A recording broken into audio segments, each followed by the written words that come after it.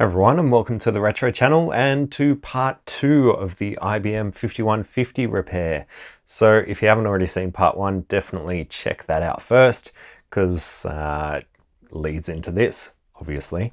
Now, the machine, as I mentioned at the end of the last video, did actually power on, and even the monitor came on, although I didn't actually notice that at the time. And the bit that I didn't show in the last video was, I actually pulled the monitor apart. It was quite dusty inside, so I've given that a good clean out, and also reflowed a couple of suspect looking solder joints. I think somebody has already been in here before, because there were a few solder joints that looked a little bit shinier than the rest, so somebody may have already worked on this previously. But I did actually get this machine up and running, but unfortunately the monitor stopped working, and it is definitely not working this time. So I did manage to get into IBM Basic and play around for a few minutes, and then the monitor sort of flickered a little bit and then basically shut off. So that's kind of where we're at now. We're going to have to diagnose what's going on with this monitor. As you can hear, the machine boots up and the disk drive is actually spinning, because the other issue that it had, and the reason it came up with that parity error, is because this RAM expansion card seems to have an issue, or perhaps the jumpers are just not set correctly, either on this or in the 5150 itself. So anyway, we can't really do much with this card just yet until we figure out how to get this monitor back up and running. So that's what we're going to do right now. I'm just going to make sure that it is definitely not running this time. I thought maybe it's been a couple of hours since I last powered it on, so maybe it could have, cooled down and come back to life, but doesn't seem to be the case. So let's pull apart this monitor, take a look inside, see if we can figure out what exactly the issue is. The owner did mention that he thought this monitor was dead, and that's why I sort of dismissed it in the last video fairly early without, actually noticing that it was working. So he actually provided me with a replacement flyback transformer, which we may need to use, but we won't know until we diagnose this a little bit further. So let me clear all this off the bench. We'll pull this thing apart and take a look inside. So because I've already done this, once I know how to get this thing open, there are normally 2 tabs on the top here that hide these 2 screws. They look like this kind of thing, and they are very brittle. You can see that I actually chipped one of them getting it out. So the plastic is very yellowed and very brittle. So that's unfortunate, but it's hardly something you'd notice.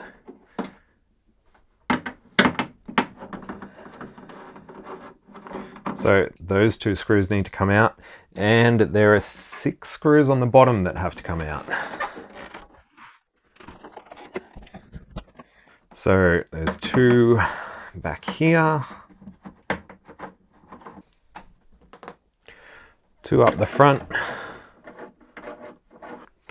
and then these 2 in the middle. Now you do want to be somewhat careful when you're doing this, because inside there is the transformer, which is mounted to a big metal plate, and releasing these 4 screws allows it to sort of drop down. So there's not much room between that and the actual CRT itself. So I'm going to flip it on its side and remove these last 2. And you just need to release the cables from the little cable channel.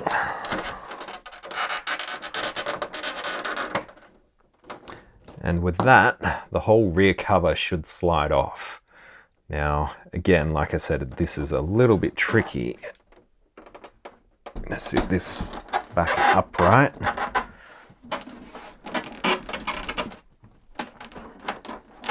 Oh, and I believe, do we need to take those out? The guide that I read said to take the brightness and contrast knobs out, but I don't think they should need to come out. No, they're fine to stay in. Now, you'll probably notice that there was a little tray of capacitors that was following this monitor around all the time, and I'll show you why that is as soon as I remove some more of this back cover. So a little tray of capacitors is going to sit under this board here, because without that, the weight of this thing and the weight of the CRT itself causes the whole thing to sort of almost bend back on itself. And given how old this plastic is, I don't want to put too much stress on this bottom plastic where this plate is mounted. So that just sort of counteracts a little bit of the weight from this thing. So yeah, I did clean this out. It was very dusty before. But I did my best not to disturb anything, because obviously I don't want to make this worse. Now, first things first, I'm just going to discharge this thing. I don't expect it to have any residual charge in the tube, but we'll find out now. This lug here makes for a nice grounding point, and with any luck, might need a little bit of help. Just slide that in, and yeah, touching everything under there. There were no clicks or anything, so like I said, I don't think it's holding any charge anymore.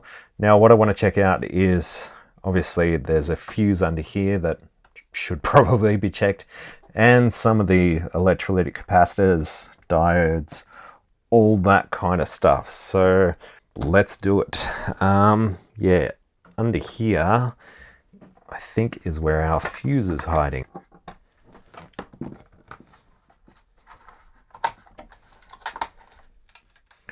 So yeah, undoing that screw reveals the fuse down in there. It looks to be intact, but it's one way to be sure. Yep, that fuse is still just fine. Yeah, so it's impossible to see, but there are like 4 diodes just next to where the power input goes, which obviously are like in a bridge rectifier configuration. So I can't really tilt this thing because this bloody thing is so heavy. You can't really tilt this on its side to show you what I'm doing, but there is a set of diodes here. So that looks good. It's reading a standard drop. So is that. So is that. So is that. So yeah, all those 4 diodes look fine. Right, so seeing as there's not that much to this thing, I went through and just tested like pretty much all the transistors and diodes, all the electrolytic caps, and pretty much most of the resistors. There were a few electrolytic caps that were either reading a bit high capacitance, so above 20%, or they read fairly high ESR, but I am just using this cheap little ESR meter to check that. So it's not the greatest thing in the world. It's more of a component identifier than anything else, but I just replaced those few because, you know, they're fairly inexpensive ones compared to like some of the bigger ones, which, you know, cost a couple of bucks to replace. These are like a few cents, so no harm in replacing those. And yeah, that was about all I found. So let's power it back on and see what happens this time. I don't really expect any change. Yeah, like I said, these few caps that were out of spec, very unlikely that that was going to be the issue, but we may as well just find out, see if it made any difference at all.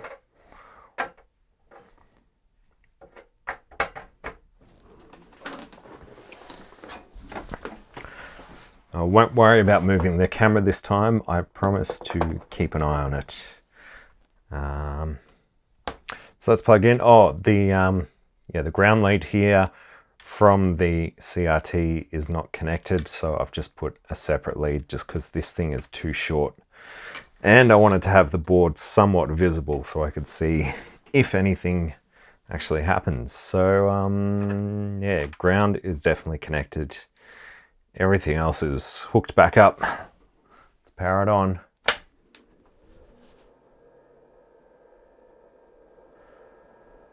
So one of the things that I am seeing is the heater is definitely glowing. So that's a good sign that this thing isn't completely dead. But yeah, nothing on the tube. I'll just turn these. I think that's all the way up. Definitely not seeing anything happening. Turn these back the other way. Yep. So definitely nothing on the tube. Nothing at all this time. So yeah, I guess we'll have a look at some voltages, see what's going on. But yeah, there is a definite glow from the heater in the CRT, so that's good. Speaking of heater, let's bring out the thermal cam. Now it is just a fairly cheap thermal cam, but has a resolution of 256 by 192. So it's, you know, probably not high enough resolution for like looking at SMD components, but I think for some of the bigger through-hole stuff, we should be able to make out what's what. Let me hook this up to the computer so I can capture this directly. All right, let's see. Well, yeah, there's the neck of the CRT, which is obviously warmed up. There is something on the back there that is also fairly warm.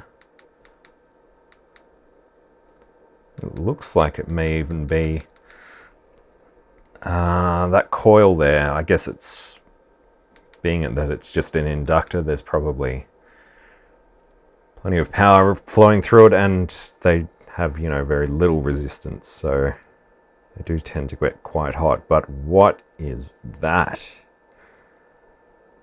There is something that is 176 degrees Celsius. It is...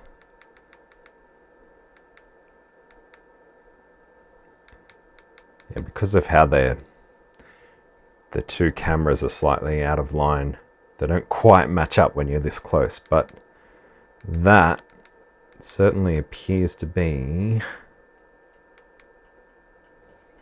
that resistor right there. There's definitely a lot of heat from that area. That's, yeah, that's very hot. 176 degrees C is, I don't know, 400 Fahrenheit. I have no idea. That's just a guess. You can do the math. That's pretty hot. This voltage regulator, which is the 7815, is also 72 odd degrees by the looks of it. So some hot stuff there. And this, which I think is like our video IC kind of thing, TDA 1170S, is also cooking.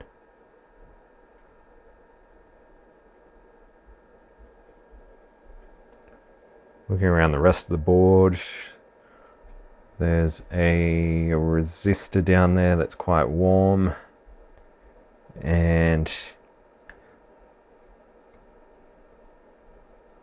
there's a 7406, which is about 40 degrees. And that's that. I think it's a 2-watt resistor that's really cooking. Yeah, so a 2-watt resistor is incredibly hot, as is the 7815, and this TDA chip and the 7406 logic are all quite warm, as is that resistor there. So hot, hot, hot, hot, burning. Okay, let's power that off. In fact, I'll just make sure. Yeah, no, nothing there.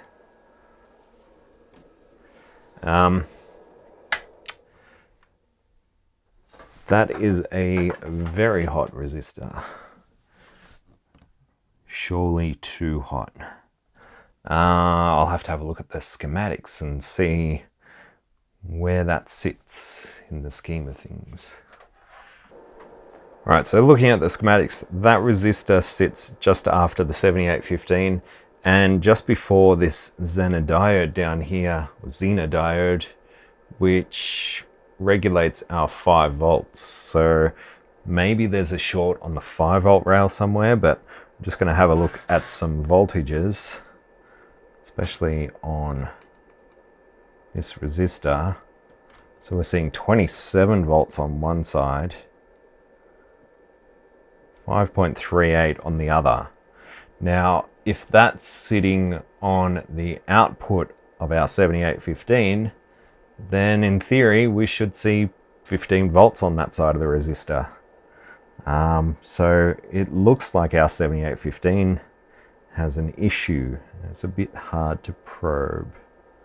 I'll be careful not to short to anything else. 27 volts, middle pin should be ground, and I think this pin's going to be our input, 25 volts.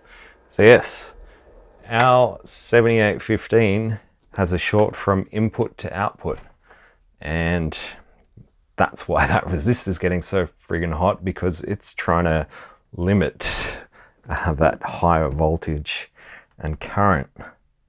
So 7815 needs to come out. Just going to put a little bit of fresh solder just to loosen things up a bit. I might even try and straighten up those legs.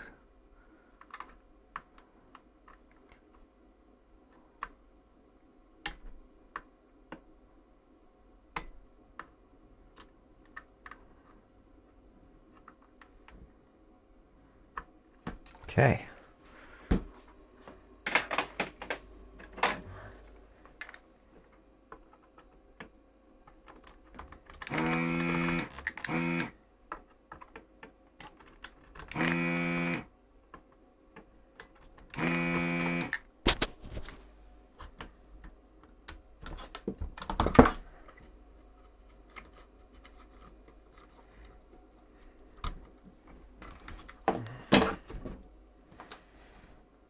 All right, 7815 out.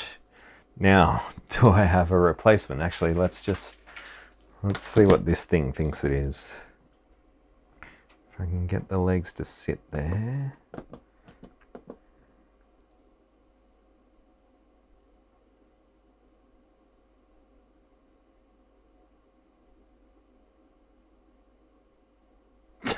Yep, 5 diodes.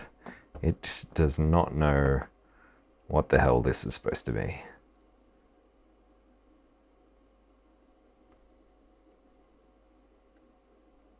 Oh,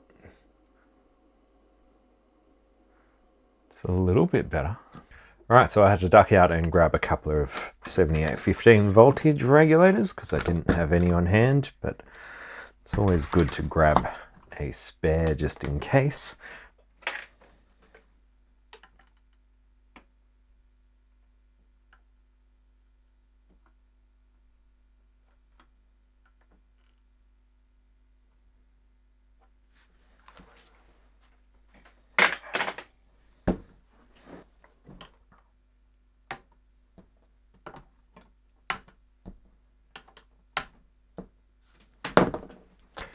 All right, should be good to go.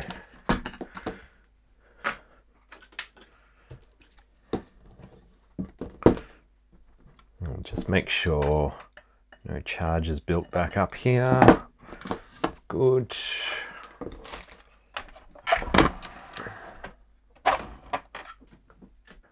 Right, so I've reconnected everything back here and I've just got the board just sitting around loose a little bit, but it's not on the bench because this is a ground mat. So just in case that high voltage wants to jump through into the mat, if it's looking for somewhere else to go, assuming that we get high voltage at all, but there's one way to find out. And maybe we'll have the thermal camera back out just so we can see what the difference is out of curiosity. Haven't detected anything outrageous yet. 73 degrees, it's quite warm. I haven't looked at the screen yet. Nothing on the screen. Oh my. Well, I can see the heater is again warmed up.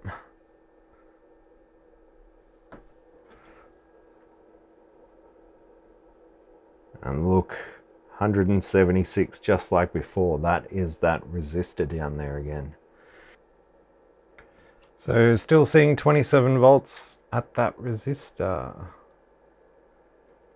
And 27 and 29 on the input and output of the 7815. What is up with that?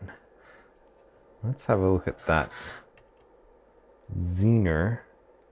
So that's the ground side, I guess. 5.37 there.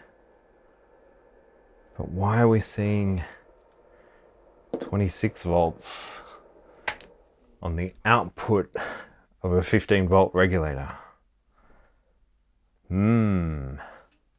Back to the schematics.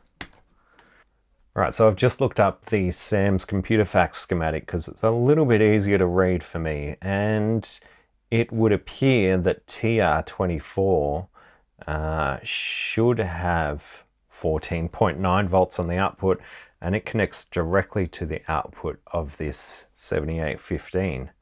Now, I was looking around the board for TR24 and couldn't see it, and then I realized that there is one transistor that I forgot about, which is over here, and it is an MJ2955, which is apparently a PNP, obviously power transistor. So that's our switching transistor, and it's quite possible that is the actual problem. So I guess I'll be pulling that out. Right, so after my second trip to the local electronics store, I did manage to find a replacement transistor. This one here's the original one, but we may as well test it while we've got it out. So between the emitter and the base, which are these two pins, we should see a standard drop of 5.2 volts. That looks normal.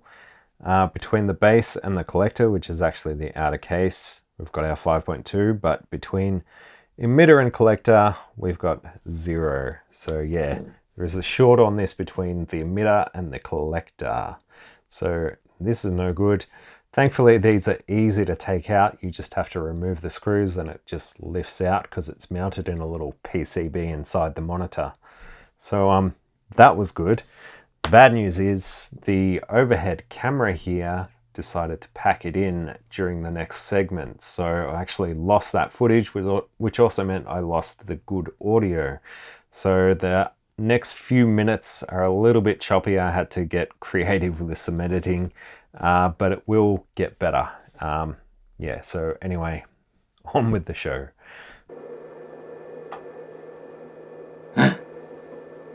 It lives. Yes.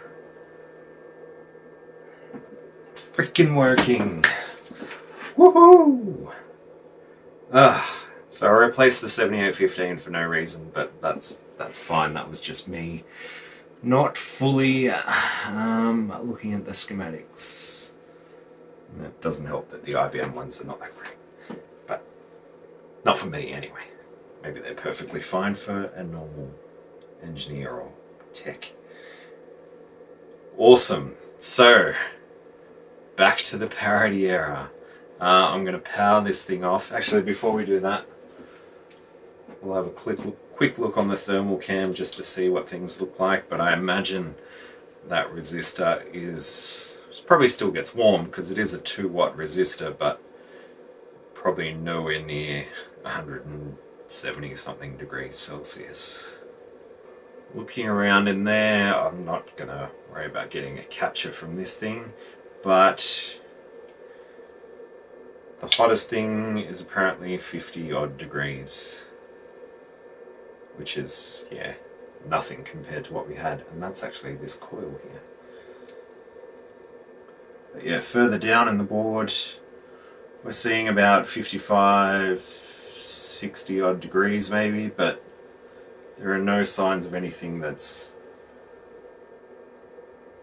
over 60. So thankfully it looks like everything else survived. And yeah, it's still running. Alright, let's try and work out the parity check. And I even just heard the little static as I turned that off. That's cool. Alright, let's see what this parity error actually says. Now that we can see the screen. That looks right. And yeah, when I briefly had this working, turning up the brightness all the way, you could actually see the retrace lines, which didn't seem right either. So it looks like it was just feeding 4008-201. Looks like it was just feeding too much into a lot of the CRT. So 4008-201 is what it said just before that parity error. And I was looking at the manual for the 6-pack plus RAM expansion. Right, so troubleshooting memory problems. The most common indication of a memory problem in the PC is a parity check 2 message on power up. This message is preceded by a 4-digit number followed by the area code for a memory problem 201. For example, you might get an error 4020-201 on power up followed by a parity check 2 message. The 4-digit number can sometimes be used to isolate the problem to a specific memory chip. The first digit of the 4-digit value tells us which 64K the bank is occurring in. Using the example above, 4020 tells us that it is occurring in bank 4 of the PC. Since the banks are numbered beginning at 0, 4020 is actually the 5th bank on the system. If you have a PC 1... The 4th chip in bank 1 actually tests bad. It won't even start the test, so that's an indication that it's likely got a short circuit. So let me just find another 4164. Oh, there we go. 301. That may just mean the keyboard's not connected.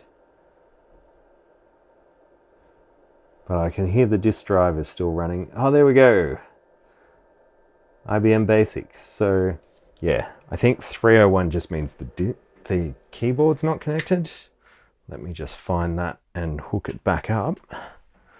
Alright, so with that, our machine is reassembled and hopefully it's all just going to work. So yeah, that was kind of an interesting experience with the 5150 and 5151 monitor because I haven't really dealt with these machines in the past, so it was kind of fun to see at least some of how they work. I actually don't have any MS-DOS 5.25-inch discs to actually boot DOS on this machine, but that's fine. We are seeing an error here, but that's probably just because I reinstalled that compact flash card. I do have a compact flash card, but I don't have any way to set it up to work with this machine at the moment, so it doesn't matter. The owner can play with all this stuff. Yeah, it's trying to boot stuff and it's not getting anywhere. So in the end, I guess we had a faulty MJ2955 switching transistor. The 7815 out of the monitor wasn't, well, may not be faulty, but it's probably worth replacing, seeing how much heat it was actually copying. And yeah, these tend to fail quite often, which is sort of why I suspected it in the first place. And also because, yeah, those IBM schematics aren't laid out the way that my brain tends to work. So Anyway, the RAM card obviously had a bad RAM chip, and replacing that seems to have made everything happy. Also the flat battery, but yeah, doesn't really matter.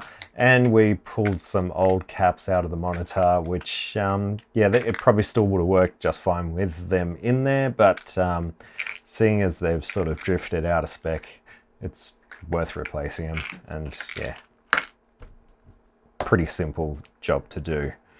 So I think that was it. Oh, there was some dip switches that weren't set properly, but that's just what happens. Yeah, I hope you enjoyed this little look at the 5150 and 5151 repair, whatever you want to call it. Sorry about the audio and camera issues. Things really haven't worked out how I planned with this one, but I'll try and sort that stuff out for future videos. I do have some plans in mind to actually make things work a little bit better around here and hopefully improve the quality of these little videos. So as always, a big thanks to everyone who supports the channel on Patreon. If you want to do the same, links are down below. And massive thanks to everyone for watching, subscribing, leaving comments, all that kind of stuff. And yeah, I'm going to learn a little bit more about this machine, but I'll do that in my own time, and I will catch you all in the next one. Thanks for watching. Bye.